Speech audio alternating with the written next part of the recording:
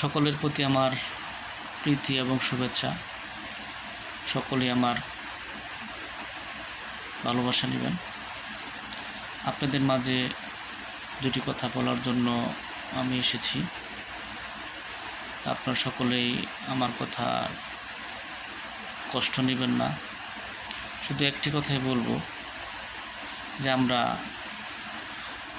নাগরিক হিসাবে কি পেলাম, কি পাবো, আমাদের ভবিষ্যৎ কি। আর দ্বিতীয়ত কথা হলো, আমাদের এই কোমলমতি শিশুরা, আমাদের ছেলে মেয়েরা এই 2025-এর 4 মাস চলতেছে। এই 4 মাসের মধ্যে কোনো শিক্ষা প্রতিষ্ঠানে কোনো ছেলে মেয়েদের, এই শিশুদের হাতে ভালোভাবে বই পৌঁছেছে কিনা সেটা আপনারাই ভালো জানেন। আমি যতটুকু জানি, প্রতিটা শিক্ষা প্রতিষ্ঠানে 2-1টি বই ব্যতীত মনে হয় না আর কোনো বই আমাদের ছেলে মেয়েরা পেয়েছে। তাই আমি আপনাদেরকে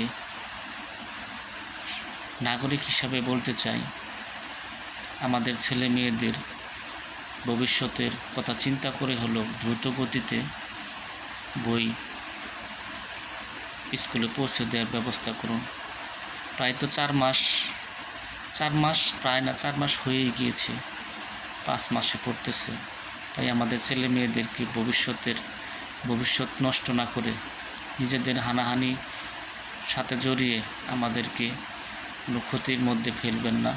আমাদের একটাই দাবি, ছেলে মেয়েদের হাতে স্কুলে বই পৌঁছে দেন। বই কিন্তু পৌঁছায়নি, তাই ভবিষ্যৎটা বাচ্চাদের নষ্ট করবেন না। সকলেই ভালো থাকুন।